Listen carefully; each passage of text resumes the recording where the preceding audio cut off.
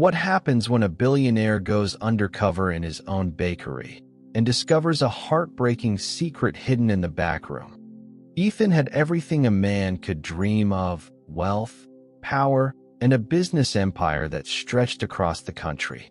His bakery chain, Golden Loaf, had become a household name, known for its warm pastries, fresh bread, and welcoming atmosphere.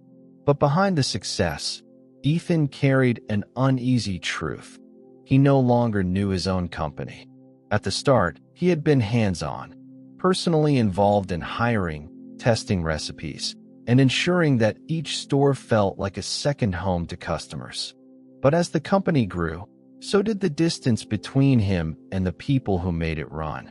His life had become a cycle of meetings, investor calls, and endless reports that painted a picture of success. But numbers didn't show the real struggles happening on the ground. One evening, as he sat in his penthouse overlooking the city, a thought struck him. What if things weren't as perfect as they seemed? What if his employees were suffering under poor management? What if he had lost sight of the very people who had helped build his empire? That night, Ethan made a decision. He would go undercover as a regular worker in one of his own bakeries. No assistants, no bodyguards, no special treatment. Just him, a fake resume, and a name tag that read Ben. He wanted to see the truth, not as a CEO, but as an employee. The next morning, dressed in a simple blue uniform and a white apron, Ethan walked into one of his smaller locations in a working-class neighborhood. The scent of fresh bread and cinnamon rolls filled the air, and the low hum of morning chatter created a cozy atmosphere. Behind the counter, employees worked swiftly, taking orders, brewing coffee, and handling the long line of customers eager for their morning treats. Ethan introduced himself to the manager as a new hire. The man, a burly, no-nonsense supervisor named Greg, barely glanced at him before handing him a schedule.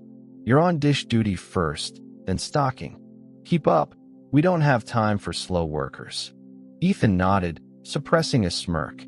So that's how they treat new hires? As he got to work, scrubbing trays and stacking supplies, he observed everything. Most of the employees seemed friendly enough, working efficiently despite the fast-paced environment. But one worker caught his attention almost immediately. A young man, barely in his 20s, with curly dark brown hair and tired brown eyes, moved behind the counter with quiet urgency. He was fast, efficient, but something about him seemed off. His shoulders were tense, his eyes constantly flicking toward the back room, as if checking on something. Ethan watched as the young man, his name tag read Lucas, excused himself and slipped into the storage area. He was gone for several minutes before reappearing, looking even more anxious than before. This happened again, and again. Something wasn't right. Ethan had come to observe his business, but now he was focused on something far more important: uncovering whatever it was that Lucas was hiding. Ethan had spent years mastering the art of reading people. In the boardroom, a subtle shift in posture, a flicker of hesitation, or a forced smile could reveal more than words ever could. And right now, everything about Lucas screamed nervousness. As the hours passed, Ethan continued to observe him. Lucas worked harder than most, always on his feet, moving quickly, never pausing for small talk. But every time he disappeared into the back room, he returned looking more on edge. During the lunch rush, while the other employees chatted between customers, Lucas barely spoke. He kept glancing toward the clock, as if waiting for the right moment to slip away again. Ethan decided to test a theory. He walked over to Greg, the store manager, keeping his tone casual. "Hey, that kid, Lucas. Does he always disappear during shifts?" Greg barely looked up from the receipts he was reviewing. "Yeah, annoying, right? But he works hard, so I don't push him too much. As long as the job gets done, I don't care where he runs off to." Ethan frowned. That was a terrible way to manage a team. But more importantly, It meant Lucas had been doing this for a while, and no one had bothered to ask why. By mid-afternoon, Ethan had seen enough. He waited for Lucas to make his next trip to the back room, then followed. He moved carefully, pretending to wipe his hands on a towel as he slipped into the storage area just seconds after the young man. The storage room was dimly lit, stacked high with bags of flour and sugar. The scent of yeast and cinnamon clung to the air. Ethan turned the corner and froze. Lucas wasn't alone. Tucked between crates of supplies was a small child, no older than 5, curled up on a makeshift bed of folded aprons. His tiny hands clutched a half-eaten piece of bread, and his large brown eyes widened in fear when he saw Ethan. Lucas spun around, panic flashing across his face. It's not what it looks like," he stammered. But Ethan had already seen enough. The pieces clicked together all at once. Lucas wasn't sneaking away for breaks. He was hiding a child in the back room of the bakery. And now, Ethan needed to know why. For a moment, the room was silent. The only sound was the distant hum of the bakery, cash registers beeping, the low chatter of customers, the hiss of steam from the espresso machine. But inside the storage room, it was as if time had stopped. Lucas stood frozen, his breathing uneven. His eyes darted between Ethan and the child, calculating whether to explain or to run. Ethan raised his hand slightly, signaling that he wasn't a threat. "I'm not here to cause trouble," he said, keeping his voice calm. "But I need to know what's going on." Lucas hesitated, his fingers gripping the edge of a supply shelf. Then, with a resigned sigh, he crouched down next to the child, resting a protective hand on the boy's shoulder. "This is Mateo," Lucas said quietly. "My little brother." The child shrank under Ethan's gaze, pressing himself closer to his brother. He was thin, his curly dark hair slightly unkempt, his oversized sweatshirt hanging off his small frame. Ethan's chest tightened. A child shouldn't look this exhausted. "I have no one to watch him," Lucas continued, his voice barely above a whisper. "Our parents died last year. It's just us now. I can't afford daycare, and I can't leave him alone.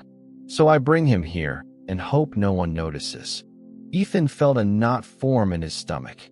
He had come here expecting to find bad management or employee mistreatment, not a young man so desperate that he had to hide his little brother in a bakery storage room just to keep his job.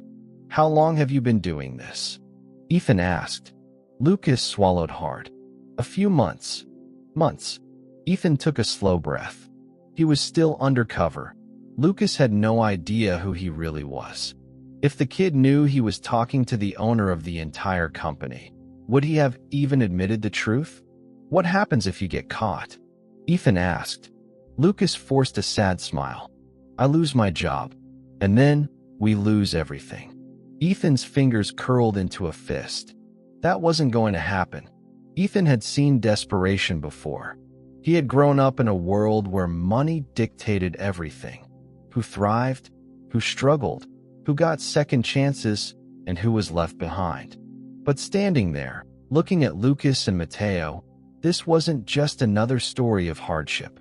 This was survival in its rawest form. Lucas sat down on an overturned flour crate, running a tired hand through his messy curls.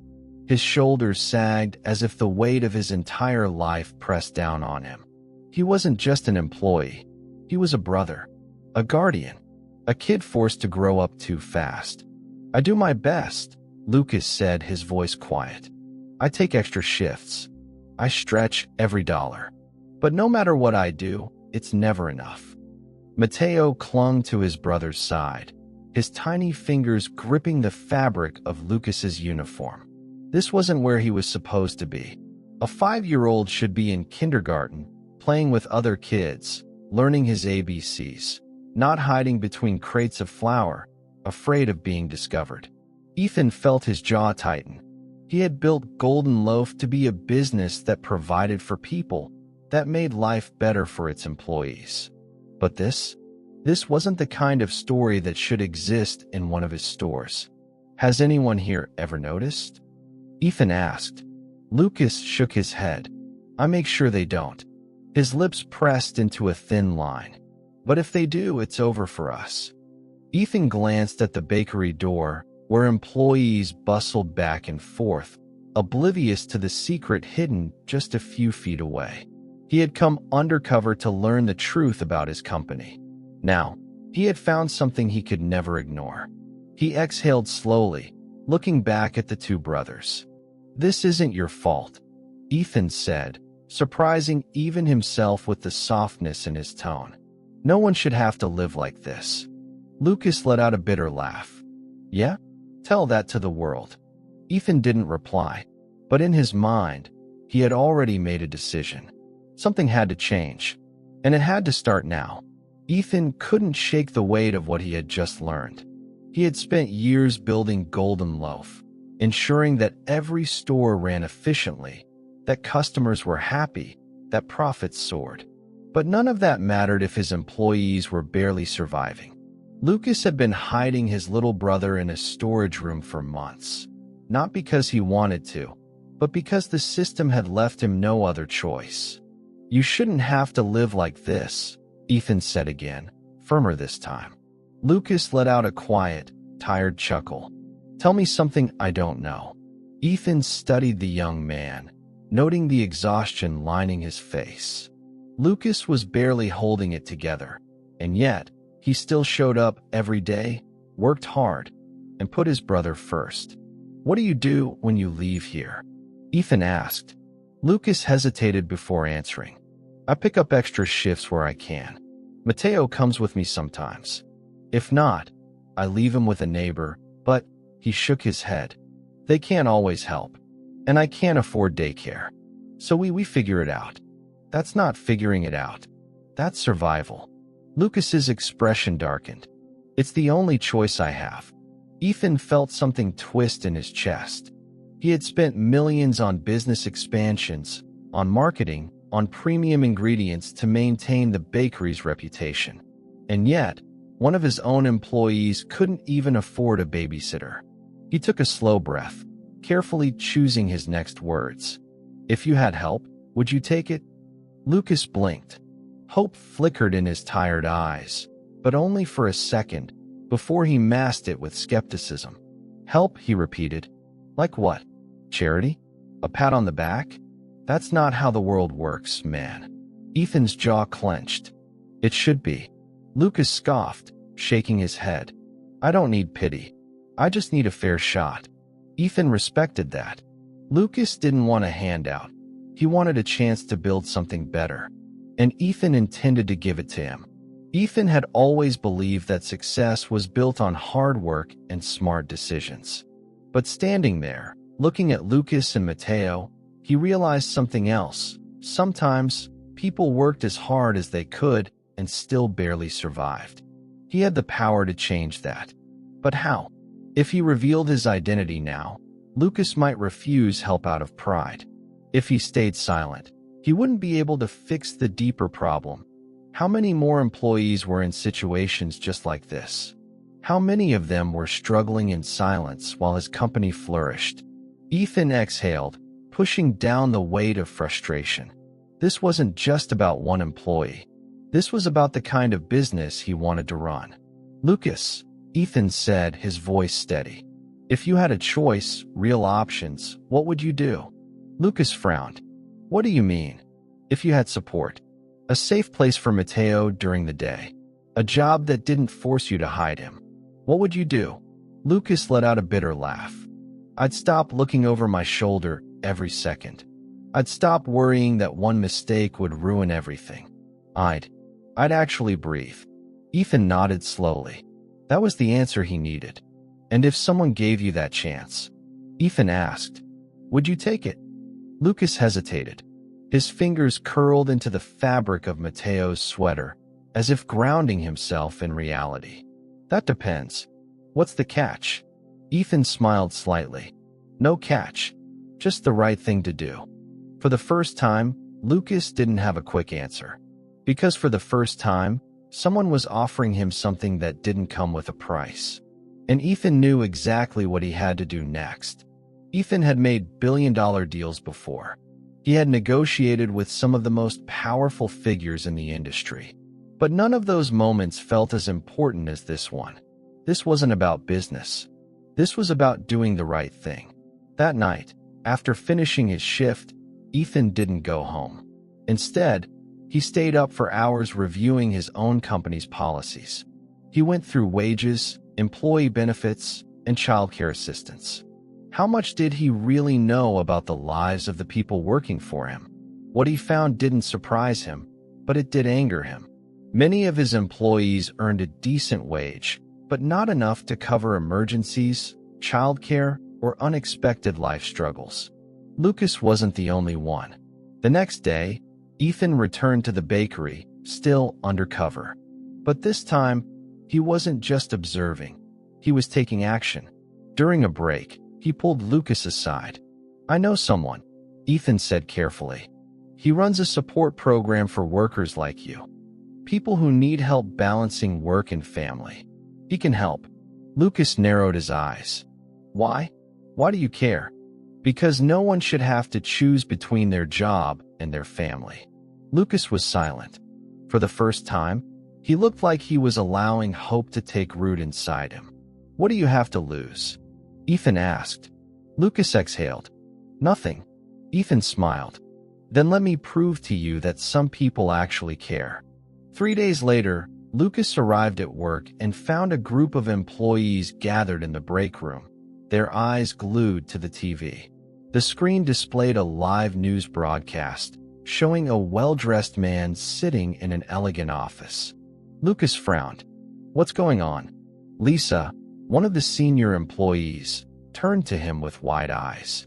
"The CEO of Golden Loaf is making a huge announcement." Lucas didn't care about corporate speeches. He had never even seen the CEO before. But then he froze. The voice coming from the TV was familiar. Too familiar. His heart pounded as the camera zoomed in on the businessman's face. The man on the screen, dressed in a sharp suit, speaking with confidence, was Ben. The same guy who had worked beside him. The guy who had asked questions, who had listened, who had helped. The guy who was actually Ethan, the billionaire owner of everything. Lucas felt his breath catch. It was impossible. "As many of you know, I recently spent time visiting my stores." Ethan's voice echoed through the screen. "And what I saw made it clear, we're not doing enough. Too many of our employees are facing challenges that go beyond the workplace. And that needs to change." The broadcast cut to a presentation slide, outlining new company policies, higher wages, expanded benefits, and free childcare assistance for employees who needed it. Lucas couldn't process what he was seeing. Golden Loaf was founded to bring comfort and quality to people. Ethan continued. "And that includes our employees. Starting today, no parent working for us will ever have to choose between their job and their family." Lucas felt a lump form in his throat. This was why Ethan had asked so many questions. He hadn't just been curious. He had been changing everything. The segment ended, and the break room fell silent. Everyone was stunned, but no one more than Lucas. In the final shot of the broadcast, Ethan looked straight into the camera. For a brief second, it felt like he was speaking directly to Lucas. "I told you, some people really do care." Lucas clenched his fists, trying to hold back the tears. For the first time in a long time, he believed those words. A week after the announcement, Lucas walked into Golden Loaf. But this time, he wasn't looking over his shoulder. For the first time in months, he felt safe. The company's new childcare program had launched immediately. That morning, he had dropped Mateo off at a bright, welcoming daycare center, paid for by his job. Mateo had a real breakfast, new friends to play with, and teachers who cared for him. Lucas no longer had to hide his little brother in a storage room.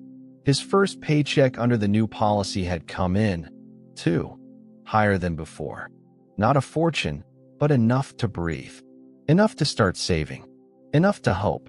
As he tied his apron behind the counter, he heard someone clear their throat. Lucas turned and froze.